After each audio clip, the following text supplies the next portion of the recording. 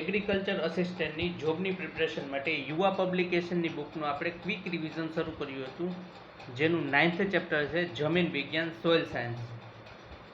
સૌથી પહેલાં આપણે ઘણા ટર્મ જોઈ લઈશું, ડેફિનેશન્સ. પેટ્રોલોજી એટલે સ્ટડી ઓફ ઓરિજિન ઓફ રોક, કે જ્યારે આપણે રોકનું સ્ટડી કરીએ પથ્થરનું તો એને પેટ્રોલોજી કહેવાય. જ્યારે ઓરિજિન, ક્લાસિફિકેશન અને ડિસ્ક્રિપ્શન સોઇલની વાત કરીએ તો એને પેડોલોજી કહેવાય. રોકનું હોય તો પેટ્રોલોજી અને સોઇલનું ઓરિજિન, ક્લાસિફિકેશન અને ડિસ્ક્રિપ્શન જોઈએ તો એને પેડોલોજી કહેવાય. જ્યારે સોઇલની પ્રોપર્ટીની સ્ટડી કરીએ કેની સાથે, તો કે ક્રોપની ઈલ્ડ અને ગ્રોથની સાથે, તો એને એડેફોલોજી કહેવાય.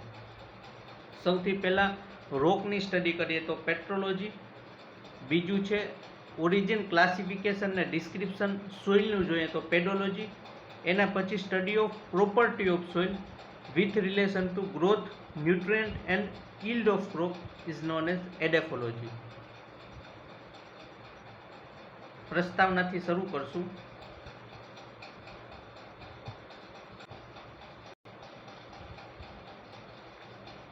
પૃથ્વીના પોપડાની સૌથી ઉપરની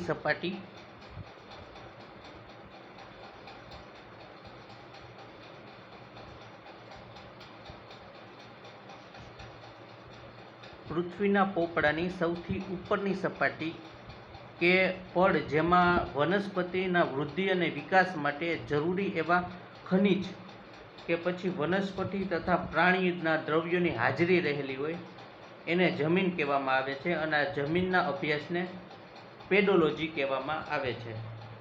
એટલે પૃથ્વીના પોપડું છે કે પૃથ્વીની સપાટી છે એની ઉપરનું પડ છે જ્યાં વૃદ્ધિ અને વિકાસ માટે ખનિજ છે, વનસ્પતિ અને પ્રાણીઓના દ્રવ્ય છે જેની હાજરી હોય એને જમીન કહેવામાં આવે છે, અને જમીનના અભ્યાસને પેડોલોજી કહેવામાં આવે છે. ખડકોનું બાહ્ય પરિબળોની અસરથી ખવાણ થાય છે, જેનાથી ખડકો હોય એનો ભૂકો બને છે અને જમીનનું આવરણ તૈયાર થાય છે. મોટા ટુકડા, કાંકરા, રજ વગેરેને રિગોલિથ કહેવામાં આવે છે. ઇમ્પોર્ટન્ટ છે, RNCમાં પૂછાઈ ગયો કે મોટા ટુકડા, કાંકરા અને રજ એને રિગોલિથ કહેવામાં આવે છે. ધોવાણ તથા ઘસારણના પરિબળ વૃક્ષના ખડકોને તોડીને એનો ભૂકો બનાવી દે છે, અને આ ચૂર્ણમાં વનસ્પતિ તથા જીવજંતુઓના સરેડા ભાગનો પણ સમાવેશ થાય છે, જેને હ્યુમસ કહે છે. હ્યુમસનો કલર બ્લેક હોય, કે જ્યારે કોઈ પણ વનસ્પતિ છે, જીવજંતુ છે એ સડી જાય અને જમીનમાં ભળી જાય, બ્લેક થઈ જાય, એને હ્યુમસ કહેવામાં આવે છે. જે છોડને ઉગાડવા અને વિકાસ કરવા માટે જૈવિક દ્રાવ્યો અને ખનિજ દ્રાવ્યો પૂરા પાડે છે. વનસ્પતિ પ્રાણીઓના અવશેષો સડવાથી જૈવિક દ્રાવ્યો તૈયાર થાય છે. આમ રિગોલિથ તથા જૈવિક દ્રાવ્યોમાં હવા અને પાણી ભળવાથી જમીન તૈયાર થાય છે. રિગોલિથ કોને કહેશું, તો જમીન કોને કહેશું, તો રિગોલિથ જૈવિક દ્રવ્યો, હવા અને પાણીનું મિશ્રણ હોય ત્યારે જમીન તૈયાર થાય છે.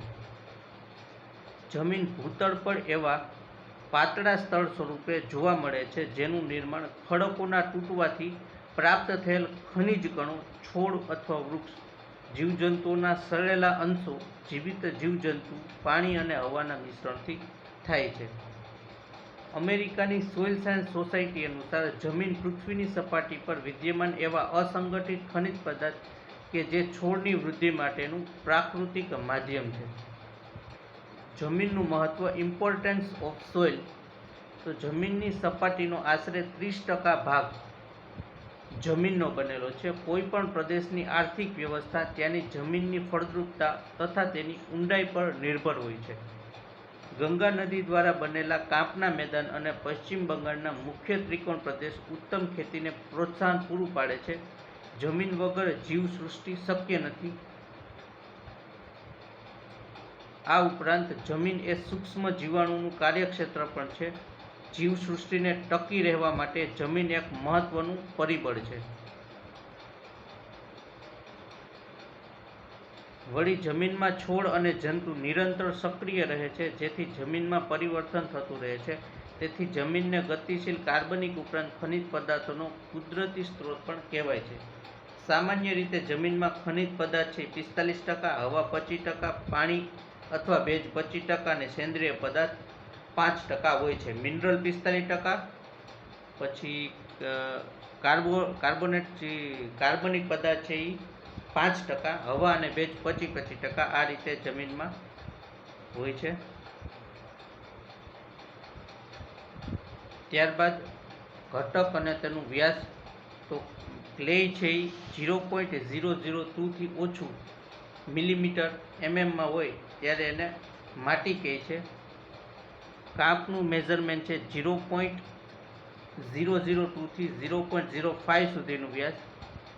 વધુ ઝીણી રેતી એટલે ફર્ધર સ્મોલ સેન્ડ એનું 0.05 થી 0.1. સ્મોલ સેન્ડ એટલે ઝીણી રેતી 0.1 થી 0.25. મોટી રેતી એટલે બિગ સેન્ડ એનું 0.2 થી 0.5. પછી વધુ મોટી રેતી એટલે ફર્ધર બિગ સેન્ડનું 0.5 થી 1 અને સેન્ડનું હોય છે 1 થી 2 mm. જમીનની છિદ્રાળુતા એટલે પોરોસિટી ઓફ સોઇલ.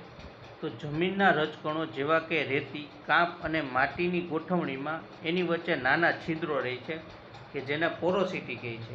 હવે આ નાના છિદ્રોમાં પાણીનો સંગ્રહ હોય છે જે પાકના મૂળને પોષણ પૂરું પાડે છે. જ્યારે મોટા છિદ્રો હોય એની અંદર હવા હોય છે અને મૂળને હવા પૂરી પાડે છે. રેતીવાળી જમીન હોય એમાં છિદ્રાળુતા છે સૌથી વધારે હોય. જ્યારે માટીયાળ જમીન કાળી માટીયાળ જમીન તો એમાં પોરોસિટી ઓછી હોય અને જમીનની ભેજ સંગ્રહ શક્તિ જમીનની પોરોસિટી ઉપર આધાર રાખે છે. જમીન નિર્માણને અસર કરતા પરિબળો. તો ફેક્ટર અફેક્ટિંગ સોઇલ ફોર્મેશન. તો એની અંદર વિવિધ પરિબળો છે જેની માહિતી નીચે મુજબ છે. એમાં પહેલું છે રોક સ્ટ્રક્ચર એટલે ખડકોની સંરચના. બીજું છે વેજીટેબલ એટલે વનસ્પતિ. ત્રીજું છે આબોહવા એટલે ક્લાઇમેટ. ચોથું બાયોલોજિકલ ફેક્ટર એટલે જૈવિક પરિબળો. અને પાંચમું છે પ્રદેશનો ઢોળાવ એટલે ટેરેન સ્લોપ. એટલા 5 ખડક છે જેની અંદર આ વનસ્પતિ છે અને આ જૈવિક પરિબળ છે. આ બે એક્ટિવ ફેક્ટર છે, બીજા પેસિવ ફેક્ટર છે. આની અંદર ટાઈમ પણ આવશે, ટાઈમ પણ એક ફેક્ટર છે. જમીનની સ્તર રચના સોઇલ પ્રોફાઇલ.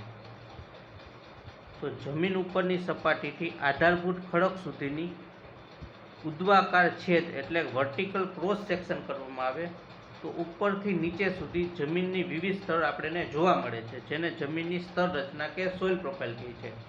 સ્તરની ભૌતિક તથા રાસાયણિક વિશેષતાઓના આધારે જમીનની ઓળખ કરવામાં આવે છે જેના આધારે જમીનને A, B અને C મુખ્ય સ્તરમાં વહેંચવામાં આવ્યા છે. એટલે વર્ટિકલ એટલે જમીનને આ રીતે વર્ટિકલમાં ક્રોસ સેક્શન કરવાનું અને આ રીતે એના હોરિઝોન્ટલ A, B અને C આ 3 એના સેક્શન છે. અહીંયા આ રીતે હોય છે. અહીંયા સ્ટાર્ટિંગમાં ઘાસને ઉગ્યું હોય. પહેલું સ્તર A સ્તર, બીજું છે B અને ત્રીજું C. આ રીતે સોઇલ પ્રોફાઇલમાં કરવામાં આવ્યું છે. એમાં પહેલું છે A સ્તર. એ પ્રોફાઇલ છે એની અંદર આ સ્તરમાં માટી, રેતી, કાદવ તથા વિવિધ ખનિજ દ્રાવ્યોની સાથે વધુ માત્રામાં જૈવિક દ્રવ્યો આવેલા હોય છે. કારણ કે કોઈ પણ પશુ છે, વનસ્પતિ છે, સુકાય છે, સડે છે તો એ સ્તરમાં જ જોવા મળે છે અને એ જ જૈવિક દ્રવ્યોમાં ફેરવાય છે. અને આ સ્તરમાં જીવસૃષ્ટિ સૌથી વધુ ક્રિયાશીલ હોય છે તથા મોટા ભાગના જૈવિક દ્રવ્યો આ સ્તરમાં આવેલા હોવાથી ફળદ્રુપતાની વધારે હોય છે. આ સ્તરમાં સૂક્ષ્મ જમીન કણો હોય છે જેના કારણે જમીન ખેડવા યોગ્ય બને છે અને આ સ્તર સપાટીથી આશરે 25 સેન્ટીમીટર સુધી આવેલું હોય છે. અહીંયા જમીનની સપાટી છે તો 25 સેન્ટીમીટર સુધી એ સ્તર આવેલું છે. આ સ્તરના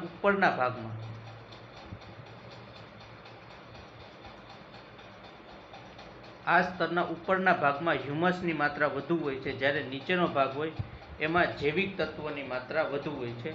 જળ દ્વારા હ્યુમસનું નીચેના ભાગમાં સ્થળાંતર થાય છે અને આથી આને એલ્યુવિએશન કહેવાય છે. એના પછી બીજું સ્તર છે એ B સ્તર છે. તો આ સ્તરમાં જૈવિક પદાર્થો પ્રમાણમાં ઓછા હોવાથી ફળદ્રુપતા ઓછી હોય છે, જીવસૃષ્ટિનો વિકાસ ઓછો હોય છે અને આ સ્તરમાં મોટા જમીન કણો, કાંકરા અને ખડકના નાના ટુકડા જોવા મળે છે અને આ ભાગને ઇલ્યુવિએશન કહેવાય છે, એટલે વિનિક્ષેપણ. એટલે ઉપરથી નીચેના સ્તરમાં એલ્યુમિનિયમ ઓક્સાઇડ છે કે સોડિયમના કણ છે એ બધું નીચે આવે એને ઇલ્યુવિએશન કહેવાય છે. ત્રીજું સી સ્તર છે, નીચેનું સ્તર છે, સૌથી નીચે આવેલું સ્તર, જેમાં જૈવિક દ્રાવ્યો લગભગ અભાવ જોવા મળે છે અને ફળદ્રુપ હોતા નથી. આ સ્તરમાં ખડકના મોટા ટુકડા જોવા મળે છે. માટી નિર્માણની પ્રક્રિયામાં સૌપ્રથમ આ સ્તર બને છે અને ઉપરના બંને સ્તરો આ સ્તરમાંથી બને છે.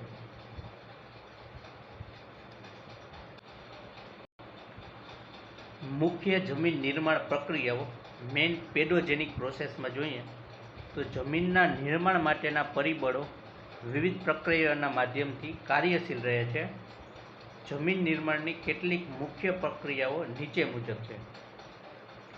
એમાં પહેલું છે લેટેરાઇઝેશન,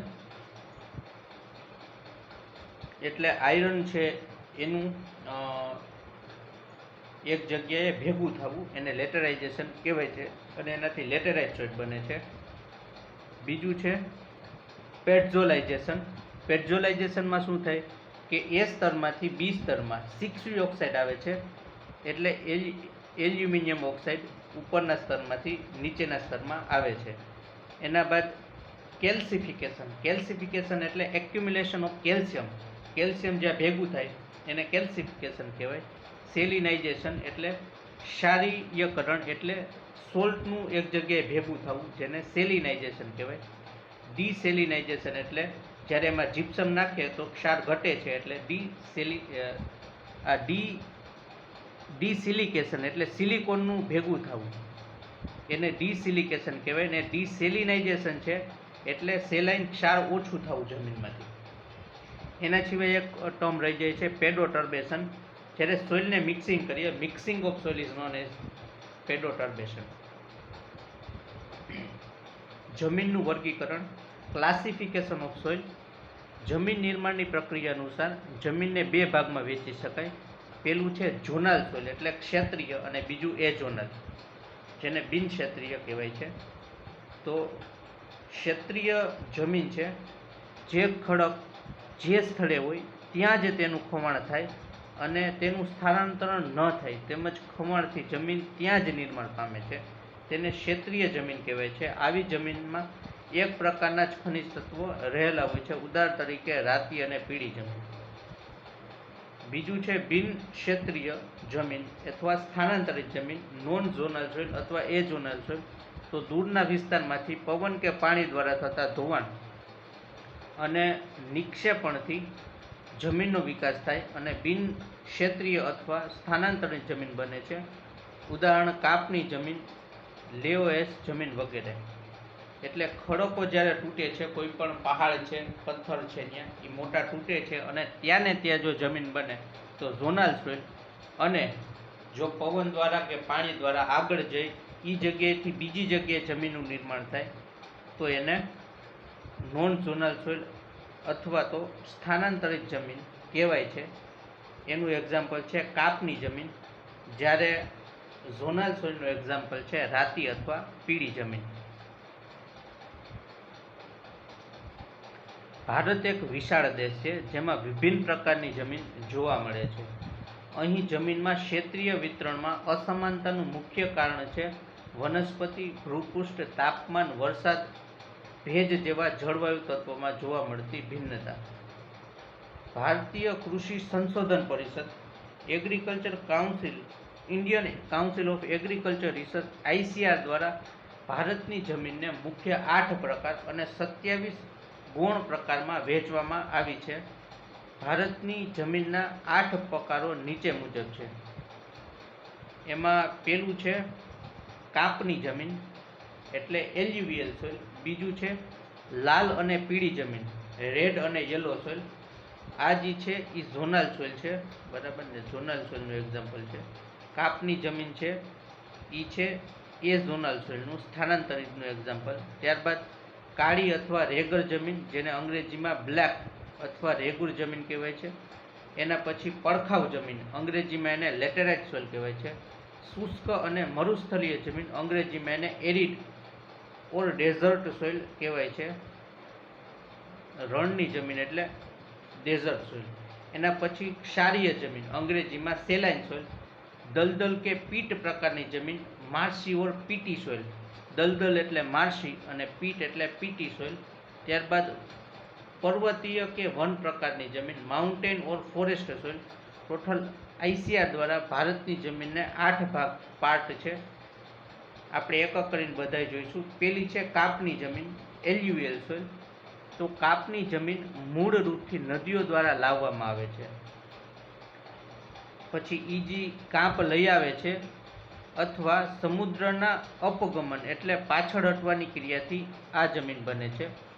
રોક જ્યારે તૂટે તો એ પાણી દ્વારા એક જગ્યાએથી બીજી જગ્યાએ થાય, એમાં કાપની જમીન બને છે. જો નવી કાપની હોય તો ખાદર કહેવાય અને જૂની કાપની જમીન હોય તો એને ભાંગર કહેવાય છે.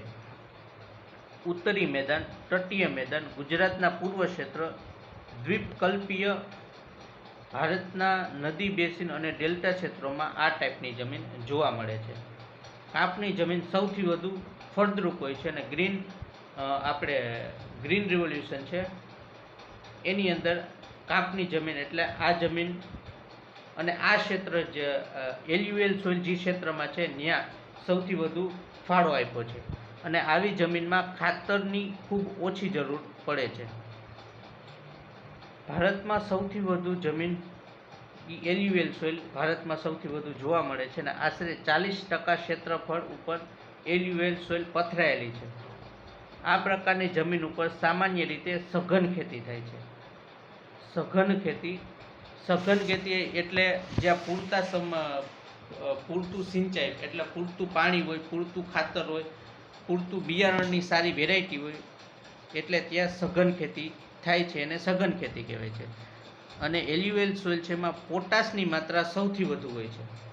ફોસ્ફરિક એસિડ અને ચૂનો છે એ પર્યાપ્ત માત્રામાં જોવા મળે, જ્યારે નાઇટ્રોજન અને હ્યુમસની ઉણપ જોવા મળે છે.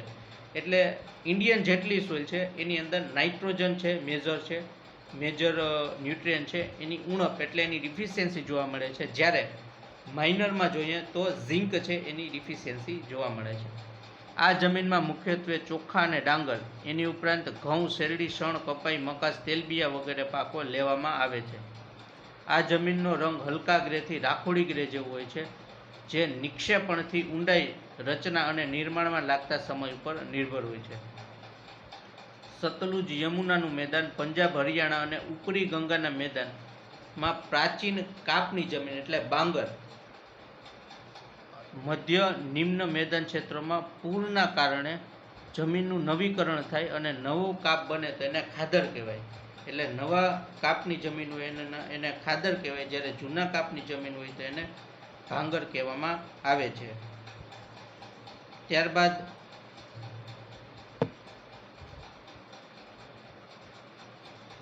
લાલ અને પીળી જમીન, રેડ અને યલો સોઇલ. આ ભારતની બીજા ક્રમની પ્રમુખ જમીન છે, લાલ અને પીળી જમીન, જેની રચના છે દખણના ઉચ્ચ પ્રદેશના પૂર્વી તથા દક્ષિણી ભાગમાં ઓછા વરસાદવાળા એવા ક્ષેત્રોમાં થઈ છે કે જ્યાં અગ્નિકૃત ખડક, જેમાં સમાવેશ થાય ગ્રેનાઇટ અને નીસ જોવા મળે છે.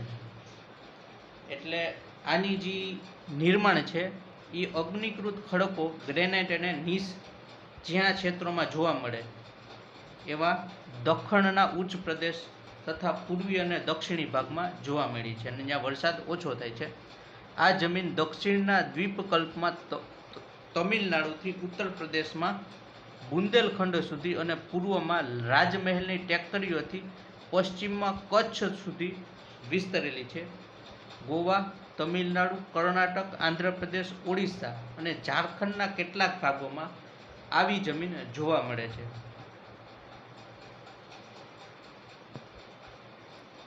નાના કરોવાળી લાલ અને પીળી જમીન સામાન્ય રૂપથી ફળદ્રુપ હોય છે, જ્યારે મોટા કણોવાળી લાલ અને પીળી જમીન છે એ ફળદ્રુપ હોતી નથી. આ પ્રકારની જમીનમાં મુખ્યત્વે બાજરો, મગફળી, બટાટા, ચોખા, રાગી, તંબાકુ, શાકભાજી વગેરેની ખેતી થાય છે. એના પછી નેક્સ્ટ જમીન છે કાળી જમીન, જેને રેગુલના નામથી પણ ઓળખાય છે. આ જમીનનું નિર્માણ છે પૃથ્વીના પેટાળમાંથી નીકળતા લાવા પદાર્થો, એટલે એનું પેરેન્ટ મટીરિયલ છે એ બેસાલ્ટ છે. એક્ઝામમાં પૂછી શકાય કે રેગલ જમીન છે એનું પેરેન્ટ મટીરિયલ શું છે, તો એ બેસાલ્ટ છે. તો બેસાલ્ટના વિખંડનથી થયું છે. આ ભારતની ત્રીજા ક્રમની પ્રમુખ જમીન છે. પહેલી છે એલ્યુવિયલ સોઇલ એટલે કાંપની જમીન, બીજું છે રાતી અને પીળી જમીન, અને ત્રીજું છે આપણે રેગર એટલે કાળી જમીન. આનો સર્વાધિક વિકાસ મહારાષ્ટ્રના ડક્કન ટ્રેપના ઉત્તરી પશ્ચિમ ક્ષેત્રમાં થયો છે.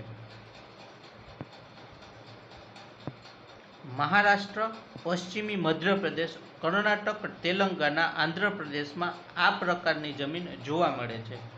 ગુજરાતમાં સૌરાષ્ટ્રનો ઉચ્ચ પ્રદેશ, સુરત, નર્મદા, ભરૂચ, વડોદરા, તાપી અને ડાંગ જિલ્લામાં આ પ્રકારની જમીન જોવા મળે છે, જે આશરે 15% ક્ષેત્રફળ ધરાવે છે. એટલે ગુજરાતની વાત કરીએ તો આ છે એ 15% ક્ષેત્ર ગુજરાતની અંદર ધરાવે છે. આ જમીનમાં નાઇટ્રોજન, ફોસ્ફરસ અને જૈવિક તત્વોની માત્રા ઓછી હોય છે. લોહ, ચૂનો અને કેલ્શિયમ, પોટાશ, એલ્યુમિનિયમ અને મેગ્નેશિયમ કાર્બોનેટનું પ્રમાણ વધુ જોવા મળે છે. કાળી જમીનમાં નાઇટ્રોજન, ફોસ્ફરસ અને જૈવિક તત્વ ઓછા હોય, એની સામે લોહ, ચૂનો, કેલ્શિયમ, પોટાશ, એલ્યુમિનિયમ અને મેગ્નેશિયમ કાર્બોનેટનું પ્રમાણ વધારે જોવા મળે છે.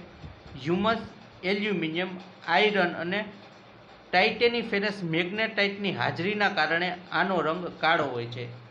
મોસ્ટ ઇમ્પોર્ટન્ટ છે, 4 વસ્તુ છે. પહેલું છે હ્યુમસ, બીજું છે એલ્યુમિનિયમ, ત્રીજું છે આયરન અને ચોથું છે ટાઇટેનિફેરસ મેગ્નેટાઇટ. હ્યુમસ, એલ્યુમિનિયમ, આયરન, ટાઇટેનિફેરસ મેગ્નેટાઇટની હાજરીના કારણે આનો રંગ કાળો હોય છે. આ જમીન અલ્કાલાઇન પ્રકૃતિ ધરાવે છે. અલ્કાલાઇન એટલે બેઝિક. આ જમીન કપાસની ખેતી માટે વધારે ઉપયોગી તથા પ્રખ્યાત છે, એટલે એને કપાસની કાળી જમીન અથવા રેગુરના નામથી પણ ઓળખાય છે. કપાસની ખેતી માટે લાવામાંથી બનેલ દખ્ખણના ઉચ્ચ પ્રદેશને આદર્શ વિસ્તાર ગણવામાં આવે છે. આ ઉપરાંત તેને ઉષ્ણકટિબંધીય ચેરનોઝોમ તથા ટ્રોપિકલ બ્લેક અર્થ પણ કહેવાય છે. આને ઉષ્ણકટિબંધીય ચેરનોઝમ તથા ટ્રોપિકલ બ્લેક અર્થ પણ કહેવાય છે. કપાસ ઉપરાંત આ જમીન મુખ્યત્વે અળસી, સરસવ, મગફળી, તંબાકુ, ફૂલ શાકભાજી, કઠોળની ખેતી માટે અનુકૂળ છે. કાળી જમીનને સ્વયં ખેડાણની જમીન તરીકે પણ ઓળખાય છે, કારણ કે કાળી જમીનમાં ભેજ ધારણ કરવાની શક્તિ સૌથી વધુ હોય છે, જેથી જ્યારે તે ભીની થાય ત્યારે ચીકણી બને છે અને સુકાઈ જાય ત્યારે સંકોચન થવાથી મોટી તિરાડો એમાં પડે છે. કાળી જમીનને સ્વયં ખેડાણની જમીન તરીકે ઓળખાય છે, કારણ કે એમાં ભેજ સંગ્રહ કરવાની શક્તિ વધારે હોય અને જ્યારે એ ભીની થાય તો ચીકણી બની જાય અને સુકાય તો એમાં તિરાડ પડે. અને કાળી જમીનની અંદર એલ્યુમિનિયમ, આયરન, હ્યુમસ અને ટાઇટેનિફેરસ મેગ્નેટાઇટની હાજરીના કારણે એનો રંગ કાળો હોય છે. એના પછી આ જમીનમાં ભેજ સંગ્રહ કરવાની શક્તિ વધારે હોવાના કારણે લાંબા સમય સુધી ભેજ ધારણ કરી વર્ષા આધારિત ક્ષેત્રોમાં શુષ્ક ઋતુમાં પણ પાકને ભેજ આપી શકે છે. એના પછી નેક્સ્ટ જમીન છે પડખાઉ જમીન, અંગ્રેજીમાં એને કહે છે લેટેરાઇટ સોઇલ. તો આ જમીનનું નામ લેટિન ભાષાના શબ્દ લેટર પરથી પડ્યું છે, જેનો શાબ્દિક અર્થ થાય છે ઈટ. આ જમીનનો લાલ રંગ લોહ ઓક્સાઇડના કારણે હોય છે. આથી જ્યારે તે ભીની હોય ત્યારે નરમ અને સુકાઈ જાય ત્યારે સખત બની જાય છે. ભેજયુક્ત તથા આર્દ્ર એટલે ઉષ્ણકટિબંધીય અને વિષુવવૃત્તીય ક્ષેત્રની જમીન પડખાઉ જમીન કહેવાય છે.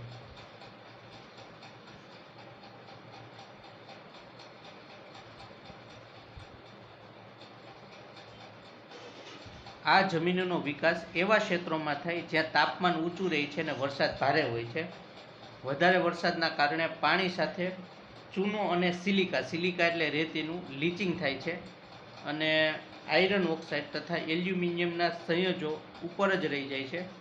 સૂકી અને ભેજવાળી આબોહવાના પરિવર્તનથી સિલિકામય પદાર્થો એના દ્વારા આ પ્રકારની જમીનનું નિર્માણ થાય અને જમીનમાં નાઇટ્રોજન, ચૂનો, ફોસ્ફરસ તથા મેગ્નેશિયમનું પ્રમાણ ઓછું હોય છે.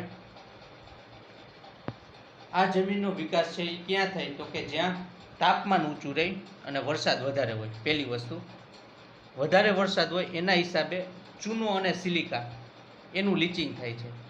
જ્યારે ચૂનો અને સિલિકા જમીનની નીચે જાય તો જ્યારે એના હિસાબે આયરન ઓક્સાઇડ છે અને એલ્યુમિનિયમ એ ઉપર જ રહી જાય છે. એટલે આયરન વધી જાય એટલે આયરન ઓક્સાઇડના કારણે આનો રંગ છે એ લાલ છે.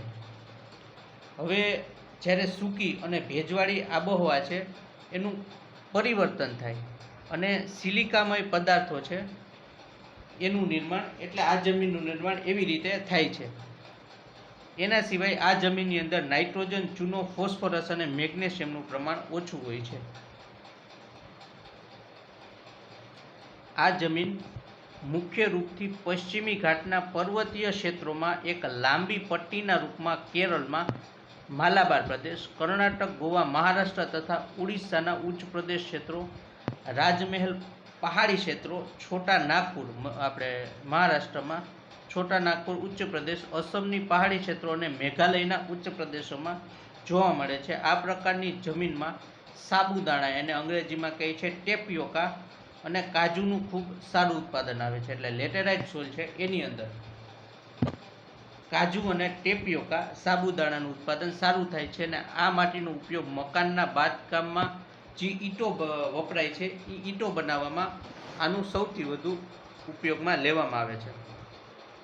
પડખાવ જમીનમાં લોહ તત્વ, પોટાશ, એલ્યુમિનિયમનું પ્રમાણ વધુ હોય છે, જ્યારે જૈવ પદાર્થ નાઇટ્રોજન, ફોસ્ફરસ, કેલ્શિયમની ઉણપ હોય છે. પરિણામે આ પ્રકારની જમીન છે કૃષિ કાર્ય માટે ખૂબ ઓછી ફળદ્રુપ છે અને આ જમીન રબર અને કોફી માટે સૌથી સારી છે. આ ઉપરાંત આ જમીનમાં ચોખા, રાગી, શેરડી, ચા, કાજુની ખેતી કરવામાં આવે છે. ત્યારબાદ છે શુષ્ક અથવા મરુસ્થલીય જમીન, એરિડ અથવા ડેઝર્ટ સોઇલ. તો શુક્લ જમીનનો વિકાસ વધુ તાપમાનવાળા શુક્લ આબોહવાવાળા વિસ્તારમાં થયો છે.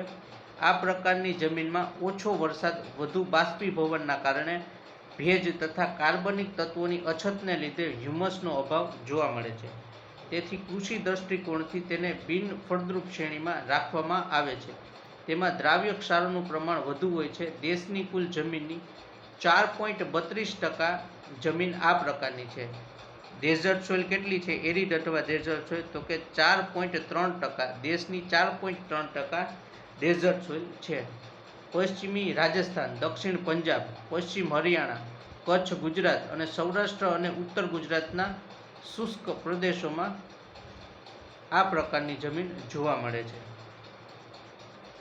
આ જમીનમાં રેતી સર્વાધિક હોય છે.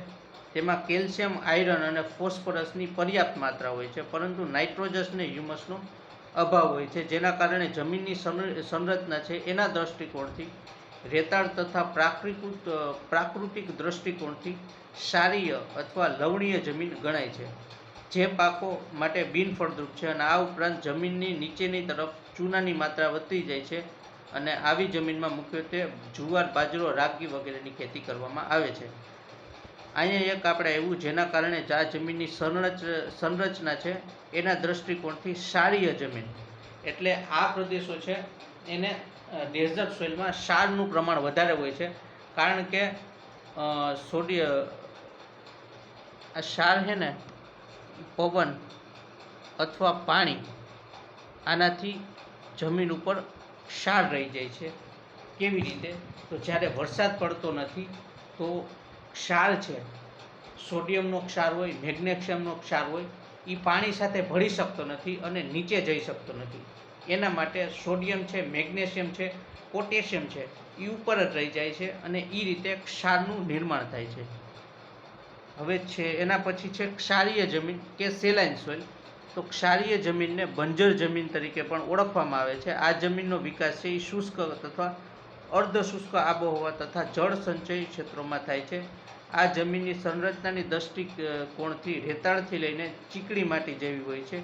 આ જમીનમાં ક્ષારની અધિકતા હોય છે, જેમાં સોડિયમ, કેલ્શિયમ અને મેગ્નેશિયમનું વધુ પ્રમાણ હોય છે તથા ચૂનો અને નાઇટ્રોજનની ઉણપ હોય છે. ક્ષારીય જમીન સુધારણા માટે નિક્ષાંચલની સારવાર કરવામાં આવે છે. ક્ષારીય જમીનનો સૌથી વધુ પ્રસાર રાજસ્થાન બાદ પશ્ચિમ ગુજરાત, પંજાબ, હરિયાણા, પશ્ચિમ ઉત્તર પ્રદેશ અને પૂર્વી તટના ડેલ્ટા સુંદરવન ક્ષેત્રોમાં જોવા મળે છે. આ ઉપરાંત કચ્છના રણમાં પણ ક્ષારીય જમીનનો પ્રસાર જોવા મળે છે, જેના માટે દક્ષિણ પશ્ચિમી ચોમાસું મુખ્ય જવાબદાર છે.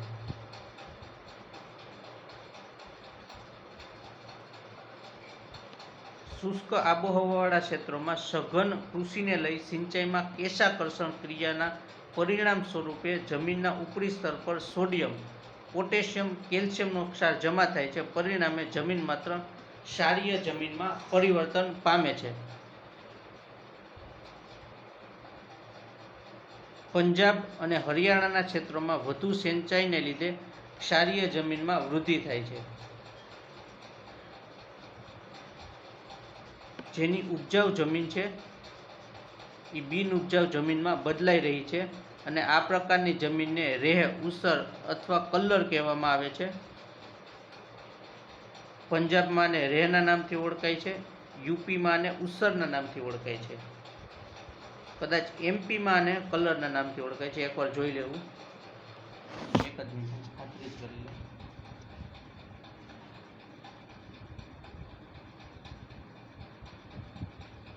પંજાબમાં થુરના નામે ઓળખાય છે, ઉત્તર પ્રદેશમાં રેહના નામે ઓળખાય છે અને રાજસ્થાનમાં લૂની એના નામથી ઓળખાય છે.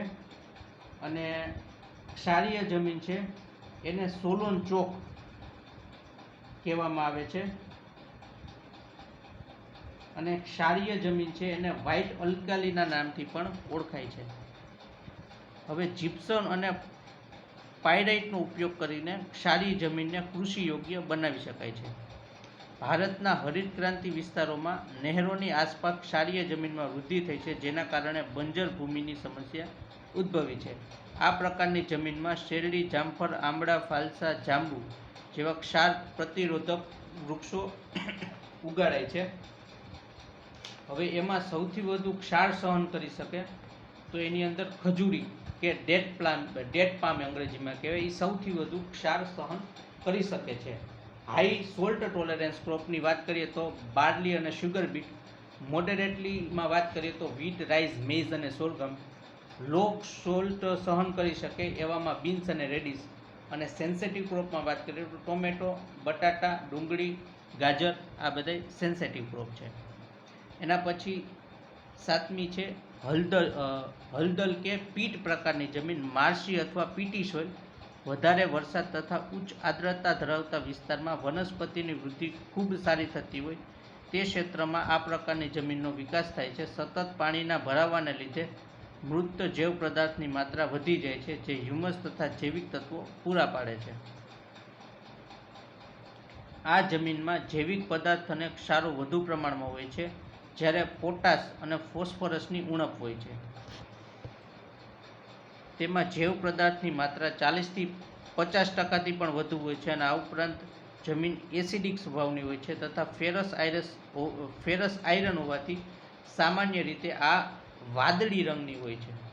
ભારતમાં પીટ જમીનમાં મેંગ્રુવ વૃક્ષો વધુ પ્રમાણમાં જોવા મળે છે. આ જમીનમાં ભારતમાં મુખ્યત્વે કેરળ, ઓડિશા, પશ્ચિમ બંગાળના સુંદરવન ડેલ્ટામાં, તમિલનાડુના કિનારાના ભાગો, ઝારખંડની અંદર અલમોડા જિલ્લામાં જોવા મળે છે. કચ્છનું રણ એ નીચાણવાળી દળદળ એટલે માર્શી જમીન છે, જે વધુ માત્રામાં ક્ષાર ધરાવે છે. આ જમીન હલકી ફળદ્રુપતાવાળા પાક છે એના માટે યોગ્ય છે. છેલ્લી છે આઠમી, એ પર્વતીય અથવા વન પ્રકારની જમીન, માઉન્ટેન અથવા ફોરેસ્ટ સોઇલ. તો આ પ્રકારની જમીન છે હિમાલયના શંકદ્રુમ જંગલોમાં તથા પશ્ચિમ ઘાટ, પૂર્વ ઘાટ અને મધ્ય હિમાલયના તરાઈ ક્ષેત્રોમાં આવેલી છે. વૃક્ષોના ખરેલા પાંદડાની નીચે ખરે એમના માટે આ જમીન એનાથી ઢકાઈ ગયેલી હોય છે અને તેમાં સેન્દ્રિય દ્રવ્યોનું પ્રમાણ વધવાને લીધે ઉપરનો ભાગ કાળો થઈ ગયો હોય છે. પાંદડા જ્યારે સુકાઈ જાય કે સડી જાય એટલે એમાં હ્યુમસમાં કન્વર્ટ થાય, એટલે હ્યુમસનો રંગ પણ કાળો હોય છે. અને આ જમીનમાં નીચેની તરફ થતા ભૂરા કે લાલ રંગમાં ફેરવાય છે. ઉપર કાળી હોય, નીચે પછી ભૂરા કે લાલ રંગમાં ફેરવાઈ જાય છે. અને આ જમીન અત્યંત મર્યાદિત ક્ષેત્રો ધરાવે છે. આ પ્રકારની જમીનમાં મુખ્યત્વે ચા, કોફી, મસાલા ઉપરાંત જવ, ડાંગર, ઘઉં વગેરેનું ઉત્પાદન પણ લઈ શકાય છે. હવે અહીં એક ટેબલ છે, ભારતમાં વિવિધ પ્રકારની જમીન. તો એમાં આપણે જમીન અને કયું પોષક તત્વ વિપુલ માત્રામાં છે અને કેનો અભાવ છે એ એક જોઈ લેશું. અને આમ તો ક્ષેત્ર અને મુખ્ય પાક પણ ઇમ્પોર્ટન્ટ છે, પણ મેઇન આપણે અત્યારે હાલ પૂરતું એ જોઈશું. તો કાપની જમીન છે એ દેશના 40% ભાગમાં પથરાયેલી છે. એની અંદર પોટાશ અને ચૂનો વધારે માત્રામાં હોય છે, જ્યારે નાઇટ્રોજન, ફોસ્ફરસ અને હ્યુમસની ઉણપ જોવા મળે છે. ત્યારબાદ લાલ જમીન દેશના લગભગ 19% ભાગમાં ફેલાયેલી છે. એની અંદર લાલ જમીનમાં આયરનની માત્રા વધારે હોય, જ્યારે નાઇટ્રોજન, મેગ્નેશિયમ, ફોસ્ફેટ તથા પોટાશની ડિફિશિયન્સી જોવા મળે છે. ત્યારબાદ કાળી જમીન, જેને રેગુરના નામથી પણ ઓળખાય છે, એ દેશના કુલ 15% વિસ્તારમાં પથરાયેલી છે. એની અંદર ચૂનો, લોહ, કેલ્શિયમ, પોટાશ, એલ્યુમિનિયમ અને મેગ્નેશિયમ કાર્બોનેટ વિપુલ માત્રામાં હોય, જ્યારે નાઇટ્રોજન, ફોસ્ફરસ અને જૈવિક તત્વોની ઉણપ હોય છે. ત્યારબાદ પડખાઉ જમીન, તો પડખાઉ જમીન છે એની અંદર લોહ, પોટાશ અને એલ્યુમિનિયમની વધારે માત્રા હોય છે, અને જૈવ પદાર્થ નાઇટ્રોજન, ફોસ્ફરસ અને કેલ્શિયમની ઉણપ હોય છે. ત્યારબાદ શુષ્ક અથવા મરુસ્થલીય જમીન, તો એવી જમીન હોય અહીંયા કેલ્શિયમ, આયરન અને ફોસ્ફરસની વિપુલ માત્રામાં હોય છે, જ્યારે નાઇટ્રોજન અને હ્યુમસની ઉણપ હોય છે. ક્ષારીય જમીન, તો ક્ષારીય જમીન છે એની અંદર સોડિયમ, પોટેશિયમ અને મેગ્નેશિયમ વિપુલ માત્રામાં જોવા મળે, જ્યારે ચૂનો અને નાઇટ્રોજનની ઉણપ જોવા મળે છે. દલદલ કે પછી પીટ પ્રકારની જમીન છે, એની અંદર જૈવિક પદાર્થને ક્ષારો જોવા મળે, પોટાશ ને સલ્ફેટની ઉણપ જોવા મળે છે. પર્વતીય કે વન પ્રકારની જમીનમાં સેન્દ્રિય દ્રવ્યો વધારે હોય, પોટાશ, ફોસ્ફરસ ને ચૂનો ઓછી માત્રામાં જોવા મળે છે.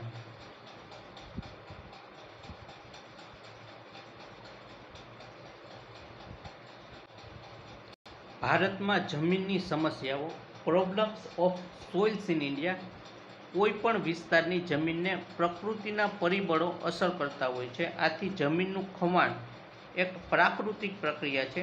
જંગલના વૃક્ષોની કાપણી, પશુઓનું વધારે પડતું ચરાણ, ખેતીની પ્રવૃત્તિ માટે જમીનનો અવૈજ્ઞાનિક ઉપયોગ વગેરે માનવીય પ્રવૃત્તિઓએ માટીના બંધારણને મોટું નુકસાન પહોંચાડ્યું છે.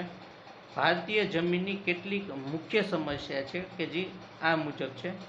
એમાં પહેલું છે જમીનનું ધોવાણ, જમીનની ઘટતી ફળદ્રુપતા, જમીનમાં પાણીનો ભરાવો, જમીનની ખારશ અને ક્ષારતા, રણ વિસ્તારનો ફેલાવો. હવે એમાં જોઈશું જમીનના ધોવાણના પ્રકાર. તો સોઇલ ઇરોઝનના ટાઈપમાં પહેલું છે પવનથી ધોવાણ થાય, એટલે વિન્ડ ઇરોઝન. તો શુષ્ક તથા અર્ધ શુષ્ક વિસ્તારમાં આ પ્રકારનું ધોવાણ જોવા મળે છે. એના પછી સેકન્ડ છે વોટર ઇરોઝન, જેને ગુજરાતીમાં જળ ધોવાણ કહે છે. તો વધુ વરસાદ કે ઢાળવાળા વિસ્તારમાં આ પ્રકારનું ધોવાણ જોવા મળે છે, કે જેના પેટા પ્રકાર નીચે મુજબ છે. એમાં પહેલું છે સ્તર ધોવાણ, એટલે લેયર ઓર સીટ ઇરોઝન.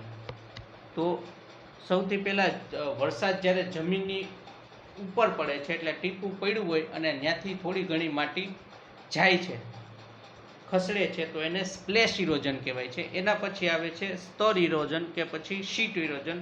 તો જમીન ધોવાણનો આ પ્રથમ તબક્કો છે, જ્યારે જળ અથવા વાયુનો નિરંતર પ્રવાહ માટીના ઉપરના સ્તરને ખસેડીને દૂર લઈ જાય છે, અને જમીનનું સ્તર ધોવાણ એને કહેવાય છે.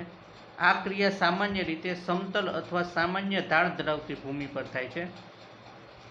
જોકે આ અતિ સૂક્ષ્મ તથા મંદ ગતિની પ્રક્રિયા છે, તેનો સરળતાથી ખ્યાલ આવતો નથી, પરંતુ તે વધારે હાનિકારક હોય છે, કેમ કે જમીન એક વિસ્તૃત ભાગના સૂક્ષ્મ અતિ ફળદ્રુપ સ્તરનું ધોવાણ આનાથી થાય છે. એટલે સૌથી પહેલું પ્રથમ તબક્કામાં જોવા જઈએ તો એ સ્પ્લેશ ઇરોઝન છે કે જ્યારે જમીનના વરસાદ એની ઉપર પડે એટલે જમીન થોડી ખસે.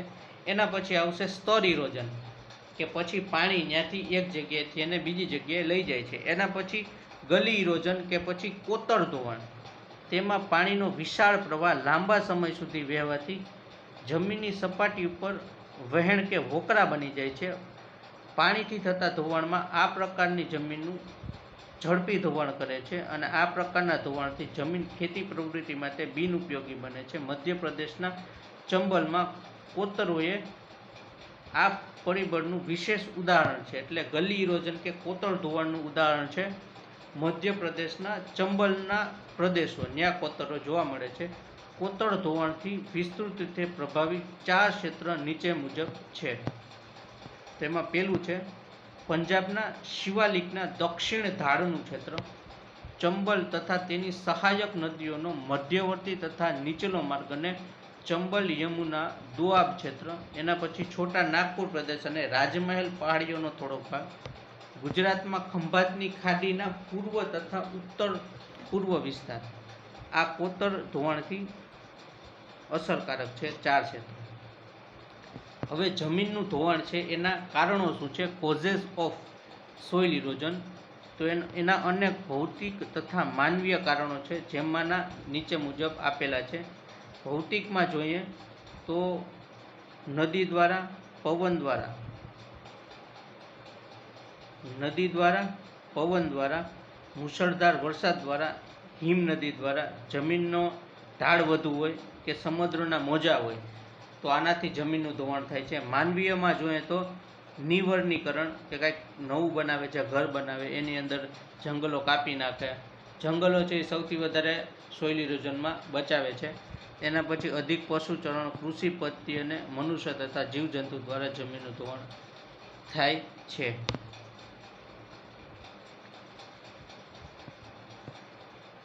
જમીન ધોવાણના પરિણામો, કોન્સિક્વન્સીસ ઓફ સોઇલ ઇરોઝન. તો જમીનના ધોવાણને લીધે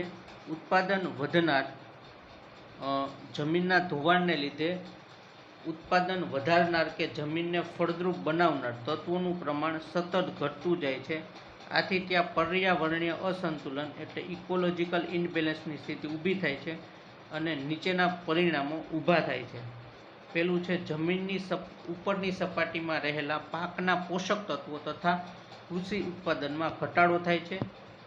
પાણીના વહન તથા ભરાવને લીધે પોષક તત્વો પાકને મળી શકતા નથી. જમીનમાં રહેલા પાણીનું સ્તર તથા જમીનનો ભેજ ઘટે છે. વનસ્પતિઓ સુકાય છે તથા સૂકી જમીનનો વિસ્તાર વધતો જાય છે. ભૂસ્ખલનની ઘટનાઓ વધે છે. આર્થિક પ્રતિકૂળતામાં વધારો થવાને લીધે સામાજિક અને સાંસ્કૃતિક વિકાસ ધીમો પડે છે. જમીન સંરક્ષણના ઉપાય, મેથડ ઓફ સોઇલ કન્ઝર્વેશન. તો જમીન સંરક્ષણ એક એવી પ્રક્રિયા છે જે માત્ર જમીનની ગુણવત્તા બનાવતી નથી પરંતુ તેમાં સુધારો કરવાનો પ્રયત્ન કરે છે. આપણા દેશના 135 કરોડની જનસંખ્યાને સુપોષિત કરવા માટે જમીનનો યોગ્ય ઉપયોગ અને તેના સંરક્ષણ ટોચનું સ્થાન એને આપવું જોઈએ. દેશમાં જમીન ધોવાણ અને તેના દુષ્પરિણામો પર નિયંત્રણ માટે 1953માં કેન્દ્રીય જમીન સંરક્ષણ બોર્ડની રચના કરવામાં આવી હતી, જેનું કામ રાષ્ટ્રીય સ્તર પર જમીન સંરક્ષણના કાર્યક્રમોનું સંચાલન કરવાનું છે. હવે યાંત્રિક મેથડ જોઈએ તો પૂર નિયંત્રણ, બિન ઉપયોગી જમીન છે એનો સુધાર, ખારી જમીનનો સુધાર, જૈવિક પદ્ધતિમાં હાડકાનો ભૂકો અને સેન્દ્રિય ખાતરની મદદથી આપણે જમીનનું ધોવાણ અટકાવી શકીએ છીએ. હવે સેન્દ્રિય ખાતર અને રાસાયણિક ખાતર વચ્ચે શું તફાવત છે એ જોઈશું.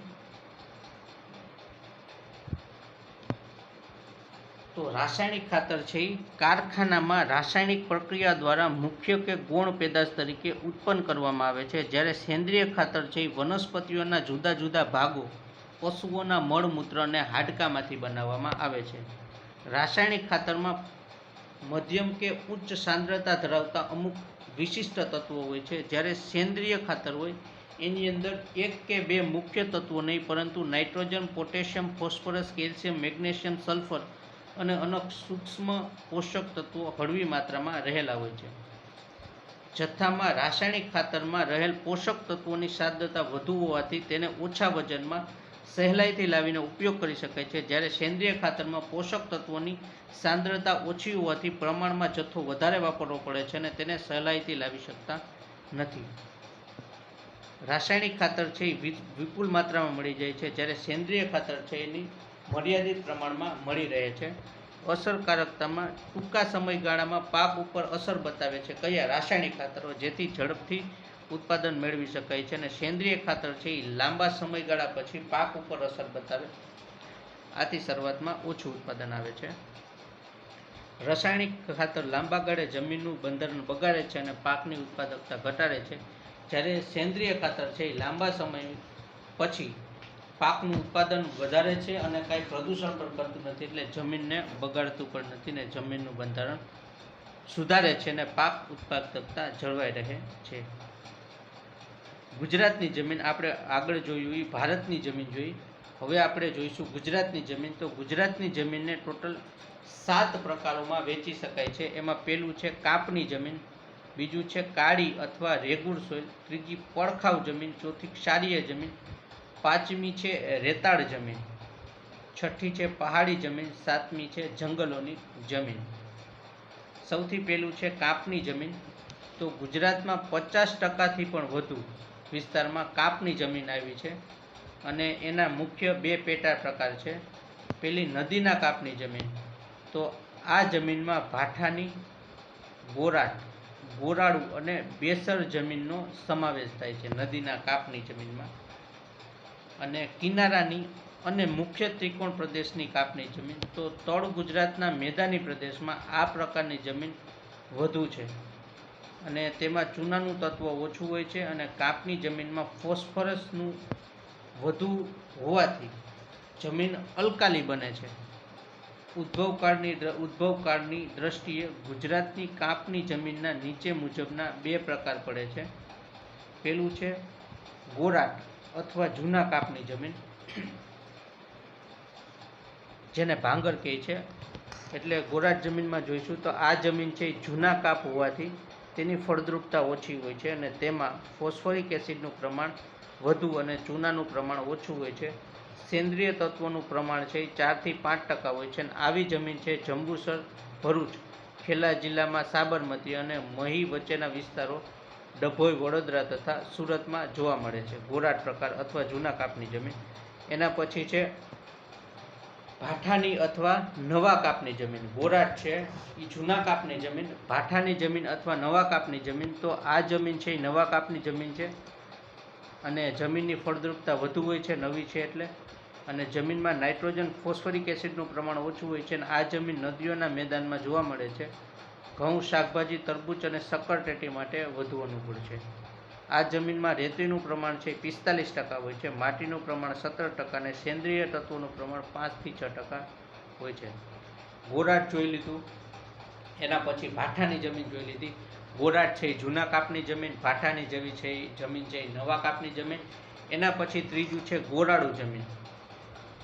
તો આ જમીનમાં માટીનું પ્રમાણ ઓછું અને ઝીણી રેતીનું પ્રમાણ વધારે હોય છે. ગોરાળુ જમીનમાં નાઇટ્રોજન અને ચૂનાનું પ્રમાણ ઓછું હોય છે.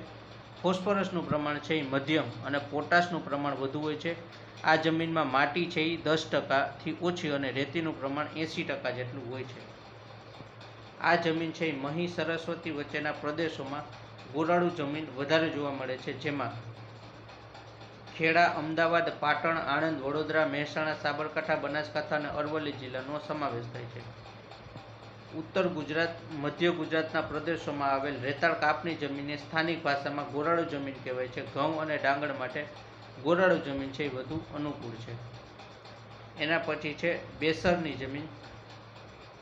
3 જમીન જોઈ લીધી. પહેલું છે આપણે જોઈ નવા કાપની જમીન એટલે ગોરાટ જમીન, જૂના કાપની જમીન એટલે ભાઠાની જમીન. ત્રીજું જોયું આપણે ગોરાળુ જમીન અને હવે ચોથું છે એ આપણે જોઈશું બેસરની જમીન. તો આ જમીન છે એ ગોરાટ, ભાઠાની અને ગોરાળુ જમીન કરતાં ઓછી ફળદ્રુપ, ઓછી છિદ્રાળુ અને રેતાળ હોય છે. અને આ જમીન છે ગોરાટ ભાઠાની અને ગોરાળુ જમીન કરતાં ઓછી ફળદ્રુપ, છિદ્રાળુ અને રેતાળ હોય છે. આણંદ અને ખેડા જિલ્લાના કાપની જમીન છે એને બેસરની જમીન કહેવામાં આવે છે. આ જમીનનો તંબાકુનો પાક આમાં સારો થાય છે. એટલે બેસરની જમીન આણંદ ને નડિયાદમાં જોવા મળે છે. આ જમીનમાં ભેજ સંગ્રહ શક્તિ ઓછી, સેન્દ્રિય તત્વોનું પ્રમાણ વધુ હોય છે. મધ્ય ગુજરાતનો ચરોતર પ્રદેશ છે એને ગુજરાતના બગીચા તરીકે ઓળખાય છે. એના પછી નેક્સ્ટ જમીન છે એ કાળી અથવા રેગુર જમીન, જેને અંગ્રેજીમાં બ્લેક સોઇલ કહેવાય છે. તો ગુજરાતમાં વિસ્તારની દ્રષ્ટિએ કાપની જમીન પછી બીજા નંબર ઉપર કાળી જમીન આવે છે. અને આ જમીન મુખ્યત્વે ઉચ્ચ પ્રદેશ, સૌરાષ્ટ્રના ઉચ્ચ પ્રદેશ, નર્મદા તાપીના ખીણ પ્રદેશમાં જોવા મળે છે તથા ટ્રેપના ખડકના ઘસારણથી બને છે. કાળી જમીન છે એને સ્વયં ખેદાતી જમીન પણ કહેવાય છે. આ જમીનમાં રહેલા તત્વોના પ્રમાણના આધારે તેના રંગમાં તફાવત પડતા કાળી જમીનના 3 પ્રકાર છે. પેલું છે ઊંડી કાળી જમીન. તો આ જમીનની ભેજ સંગ્રહ ક્ષમતા વધુ હોય છે. જમીન સુકાય એટલે ઊંડા ચીરા પડે છે. દક્ષિણ ગુજરાતની ઊંડી કાળી જમીન કપાસ અને શેરડી માટે ઉત્તમ ગણાય છે. તેમાં રહેલા ટાઇટેનિફેરસ, કેલ્શિયમ ને મેગ્નેટાઇટ જેવા તત્વોના કારણે એનો રંગ કાળો હોય છે. તેમાં ફોસ્ફરસનું પ્રમાણ 7 થી 8.5% હોવાથી જમીન એસિડિક હોય છે.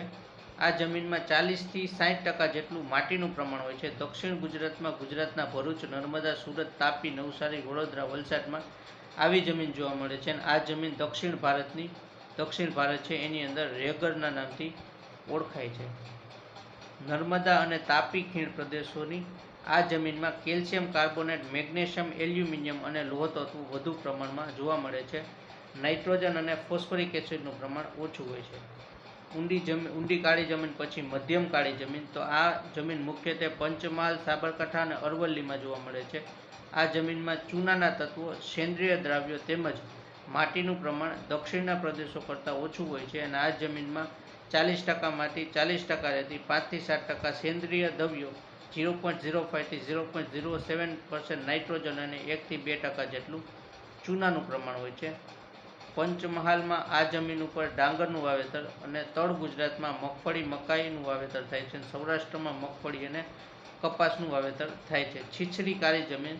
તો આ જમીન મુખ્યત્વે પંચમહાલ, વડોદરાના પર્વત, પ્રાંતીય પ્રદેશ અને સૌરાષ્ટ્રના ઉચ્ચ પ્રદેશમાં જોવા મળે છે. અને આની અંદર સેન્દ્રિય તત્વ ઓછું હોય છે. એના પછી નેક્સ્ટ સોઇલ છે એ પડખાઉ જમીન એટલે લેટેરાઇટ સોઇલ. ગુજરાતમાં 150 સેમી કરતાં વધુ વરસાદ જ્યાં ધરાવે એવો જિલ્લો ડાંગ જિલ્લામાં વિષુવવૃત્ત પ્રદેશો જેવી કે પડખાઉ જમીન જોવા મળે છે, જેનો રંગ રાતો હોય છે. એટલે ઈંટની જમીન કહેવાય છે કે જેમાંથી ઈંટ બને છે લેટેરાઇટ સોઇલમાંથી. આ જમીનમાં ચૂનો અને નાઇટ્રોજનનું પ્રમાણ ઓછું અને માટીનું પ્રમાણ વધારે હોય છે અને એસિડિક જમીન છે. તેમાં વરસાદ પડતા કઠણ અને સુકાતા ચીરા પડે છે અને જમીનનું ધોવાણ વધુ થાય છે. આથી આ જમીન ખેતી માટે ઓછી ઉપયોગી છે. નેક્સ્ટ સોઇલ છે એ ક્ષારીય અથવા સેલાઇન સોઇલ.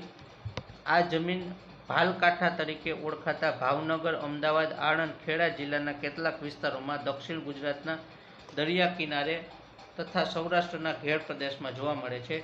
દરિયા કિનારાની જમીન ઉપર મીઠાના ક્ષાર તથા ચિરોડીની પોપટી જામે છે. આવી ખારવાળી જમીન ખેતી માટે બિનઉપયોગી છે તેમજ કાદવ કીચડવાળી હોય છે. ઊંચા તાપમાનને કારણે બનાસકાંઠા, મહેસાણા, પાટણ, સાબરકાંઠાના કેટલાક વિસ્તારોમાં તથા કચ્છના મોટા ભાગમાં ક્ષારીય જમીન આવેલી છે. આણંદ, ખેડા, અમદાવાદ જિલ્લાના કેટલાક વિસ્તારોમાં અવ્યવસ્થિત જળ પરિવાહ તથા ભૂગર્ભ જળની સપાટી ઊંચી હોવાથી ક્ષારીય જમીન બને છે. એના પછી છે રેતાળ જમીન, ડેઝર્ટ સોઇલ. ગુજરાતમાં 25 સેન્ટીમીટર કરતાં ઓછો વરસાદ ધરાવતા પ્રદેશોમાં રેતાળ જમીન જોવા મળે છે. આ જમીનો બનાસકાંઠા, પાટણ, મહેસાણા, સાબરકાંઠા તથા કચ્છના અમુક વિસ્તારોમાં જોવા મળે છે. અને આવી રેતાળ જમીન ઉપર દરિયાના પાણી ફરી વળવાના લીધે ક્ષારીય બને છે. કચ્છમાં આ પ્રકારની જમીનમાં કેલ્શિયમ કાર્બોનેટ, જીપ્સમનું તત્વ વધુ હોય છે. અને આ જમીન નક્કર અને મોટા કણવાળી હોવાના કારણે પાણી ઝડપથી શોષી લે છે. અને જમીન છે એ ખેતી માટે બિનઉપયોગી છે, પરંતુ સિંચાઈની સગવડ મળે તો આ જમીનમાં ખેતીનો પાક લઈ શકાય છે. પહાડી અથવા હિલી સોઇલ. તો તો આ પ્રકારની જમીનમાં ધોવાણને લીધે ઢોરાઓ પર જમીનનું પડ પાતળું હોય છે અને તળેટીનું સ્તર જાડું હોય છે. આવી જમીન દાહોદ, પંચમહાલ, અરવલ્લી, વડોદરા, નર્મદા, સુરત, તાપી, વલસાડ, ડાંગ, સુરેન્દ્રનગર, અમરેલી, જૂનાગઢ, ગીર સોમનાથ અને કચ્છ જિલ્લાના ડુંગરાળ પ્રદેશમાં જોવા મળે છે અને આ જમીનમાં સેન્દ્રિય તત્વોનું પ્રમાણ ઓછું હોય છે. એના પછી નેક્સ્ટ સોઇલ છે ફોરેસ્ટ સોઇલ, જંગલોની જમીન. તો ગુજરાતના ડાંગ, સાબરકાંઠા, અરવલ્લી, જૂનાગઢ, ગીર સોમનાથ જિલ્લામાં આવેલા જંગલોમાં આ પ્રકારની જમીન જોવા મળે છે અને આવી જમીનમાં સેન્દ્રિય તત્વોનું પ્રમાણ વધારે હોય છે. જૂનાગઢમાં આ પ્રકારની જમીનમાં ચૂનાનું તત્વ વધુ હોય છે, જ્યારે ડાંગ જિલ્લામાં આ જમીનમાં ચૂનાનું તત્વ ઓછું હોય છે. આ જંગલની જમીન છે અને જંગલની જમીન જૂનાગઢમાં જોવા મળે અને ડાંગમાં જોવા મળે. તો જૂનાગઢમાં આ પ્રકારની જમીન છે એમાં ચૂનાનું તત્વ વધારે છે અને ડાંગમાં આ જમીન જોવા મળે એમાં ચૂનાનું તત્વ ઓછું છે અને આ જમીન એસિડિક, માટીયુક્ત અને ગોરાળું છે.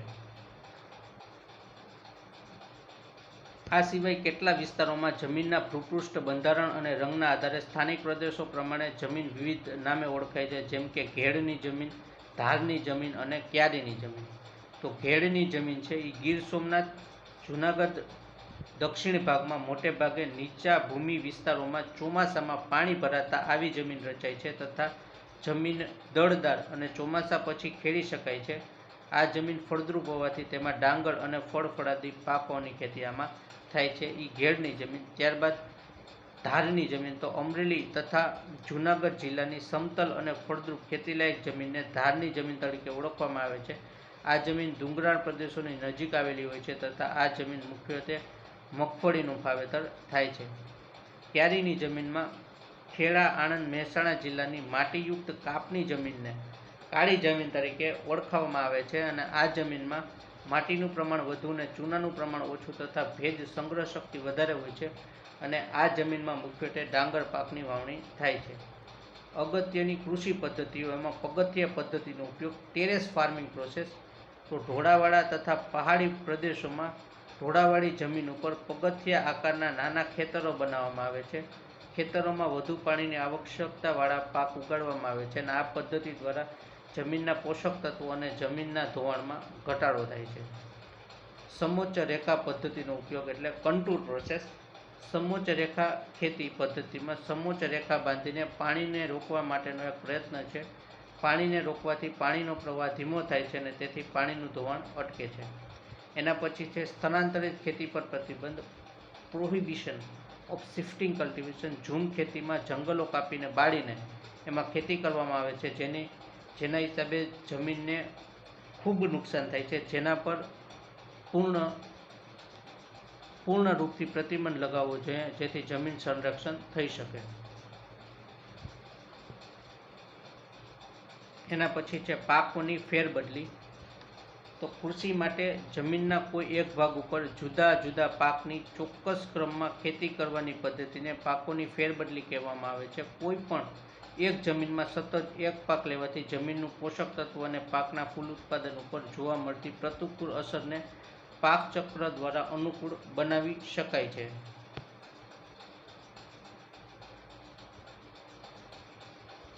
દાખલા તરીકે ચોખા પછી લાલ ચણા અને કેળાની ખેતી એક પાક ચક્ર છે. એના પછી મિક્સ ક્રોપિંગ એટલે મિક્સ પાક પદ્ધતિ. ભૂમિના એક જ ભાગમાં સંયુક્ત રૂપે બે કે તેથી વધુ પાકની ખેતી કરવાની પદ્ધતિને મિશ્ર પાક પદ્ધતિ કહેવાય છે. આ પ્રકારની ખેતી કરવાથી જમીનની ફળદ્રુપતામાં વધારો થાય છે, તેથી ઉત્પાદનમાં વૃદ્ધિ થાય છે. મોસમની પ્રતિકૂળ સ્થિતિમાં કોઈ પણ એક પાક નિષ્ફળતા પામે તો એક વીમાનું સ્વરૂપ મિક્સ પાક પદ્ધતિને લીધે મળી શકે છે. એના પછી છે આંતરપાક પદ્ધતિ, ઇન્ટરક્રોપિંગ. એક જ ખેતરમાં એક જ સમયમાં બે કે તેથી વધારે પાક લઈએ તેને આંતરપાક પદ્ધતિ તરીકે ઓળખવામાં આવે છે. હવે જોઈશું આપણે આંતરપાક પદ્ધતિ અને મિશ્ર પાક પદ્ધતિનો ડિફરન્સ.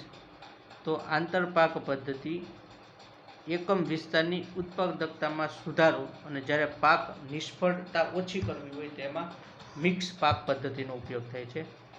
આંતરપાક પદ્ધતિનો હેતુ શું છે? તો મુખ્ય પાકની બે આર વચ્ચેની જમીનનો ઉપયોગ કરવા માટે વચ્ચેની જગ્યામાં બીજો પાક વાવવામાં આવે છે. જ્યારે મિશ્ર પાક પદ્ધતિ છે એનો હેતુ છે અનુકૂળ કે પ્રતિકૂળ સંજોગોમાં ઓછામાં ઓછા એક પાકનું ઉત્પાદન મેળવવાનો હેતુ રહેલો છે. પાકની મુદત, ડ્યુરેશન ઓફ ક્રોપ, તો આંતરપાક પદ્ધતિ મુખ્ય પાકની મુદત કરતાં આંતરપાકની મુદત ઓછી હોય છે કે તેથી મુખ્ય પાક કરતાં આંતરપાક બહુ વહેલા કાપી લેવામાં આવે છે, જ્યારે મિશ્ર પાક પદ્ધતિમાં બંનેની મુદત છે એ લગભગ સરખી જ હોય છે. એના પછી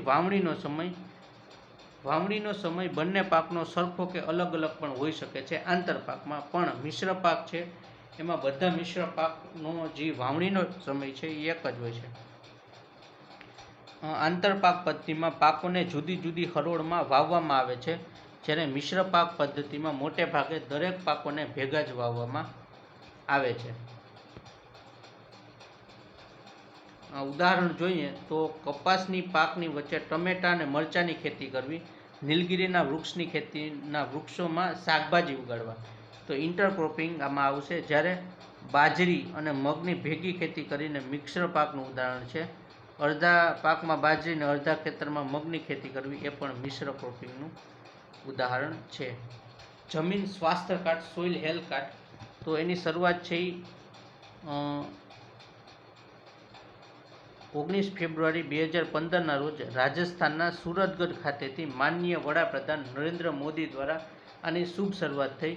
એનો હેતુ હતો કે જે તે પાકની જરૂરિયાત પ્રમાણે પોષક તત્વોની જાણકારી મેળવવા અને તે દ્વારા ખેત પેદાશોની ઉત્પાદકતા વધારવાનો આનો હેતુ હતો. 3 વર્ષમાં 14 કરોડથી વધુ ખેડૂતોને જમીન સ્વાસ્થ્ય કાર્ડ ઉપલબ્ધ કરાવવાનો આનો હેતુ હતો.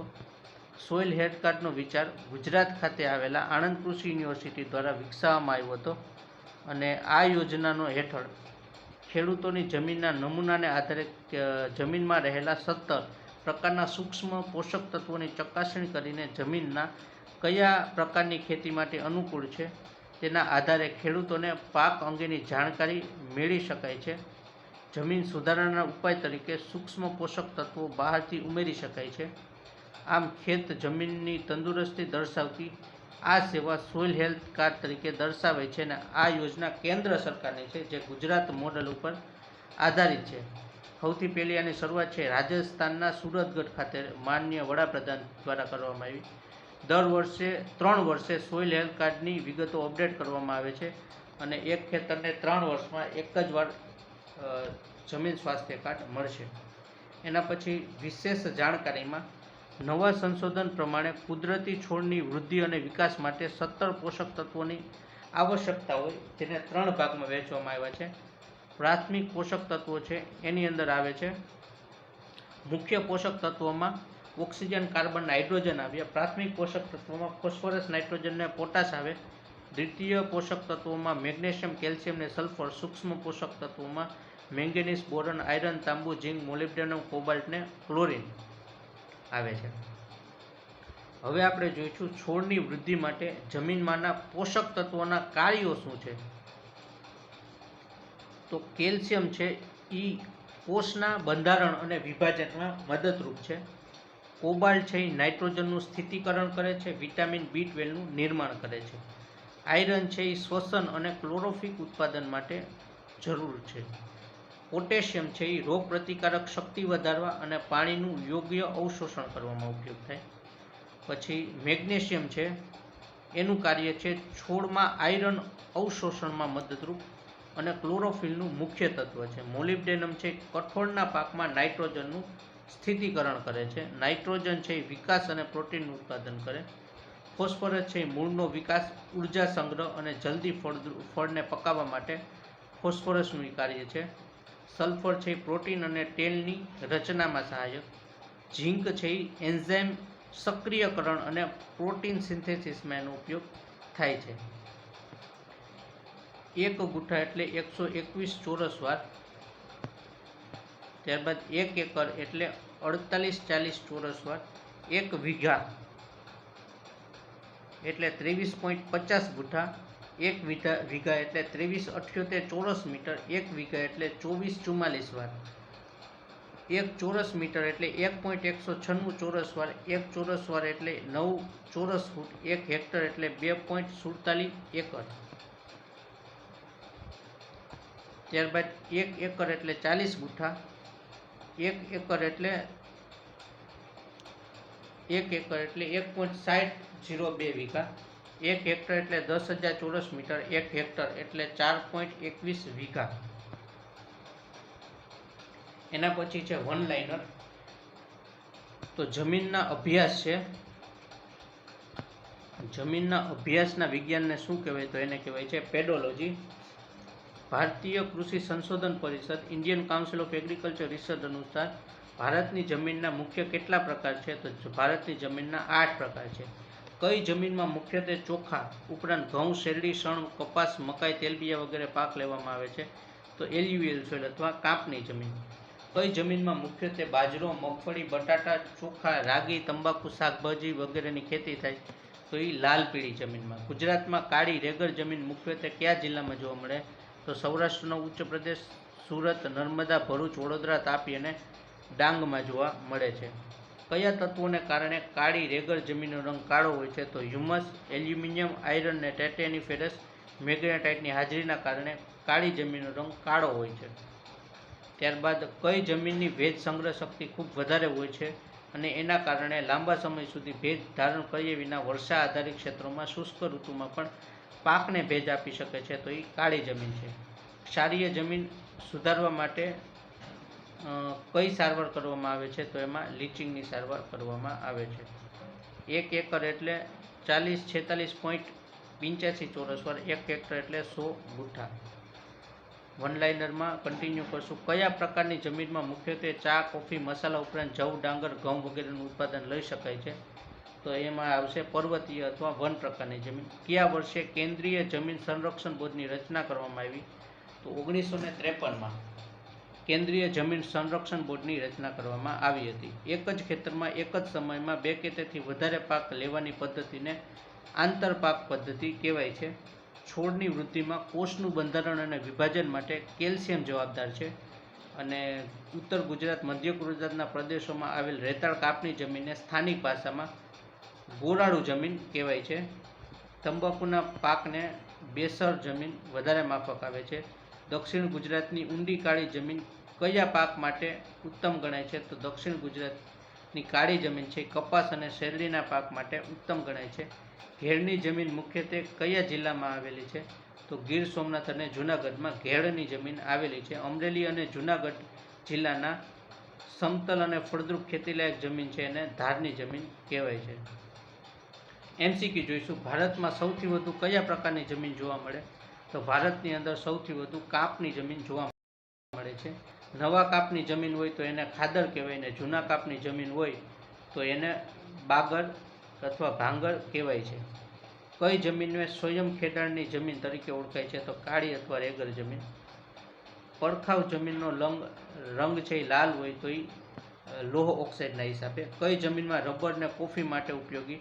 તો એ પડખાવ જમીન છે લેટેરાઇટ સોઇલ કે જે રબર અને કોફી માટે ઉપયોગી છે. ભૂમિ એક જ ભાગમાં સંયુક્ત રૂપે 2 કે તેથી વધુ પાક લઈએ તો એને મિશ્ર પાક પદ્ધતિ કહેવાય છે.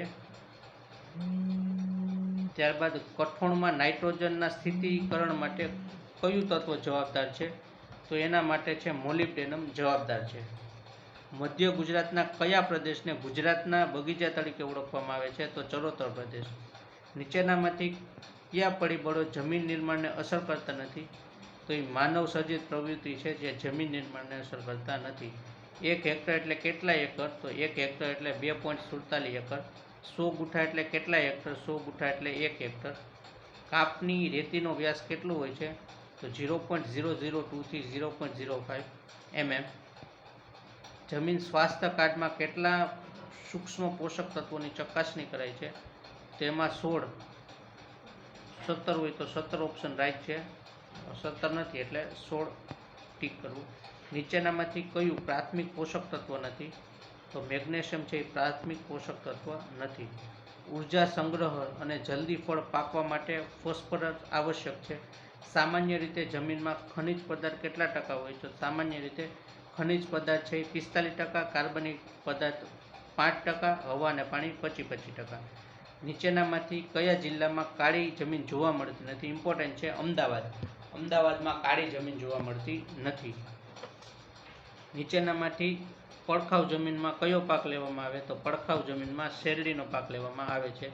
ગુજરાતમાં કેટલા પ્રકારની જમીન જોવા મળે છે? તો 7. ભારતમાં 8 અને ગુજરાતમાં 7. કઈ પદ્ધતિમાં પાકોની નિષ્ફળતા ઓછી કરી શકાય છે? તો મિશ્ર પાક પદ્ધતિ છે, જેનાથી આપણે પાકની નિષ્ફળતા ઓછી કરી શકાય છે. Thank you.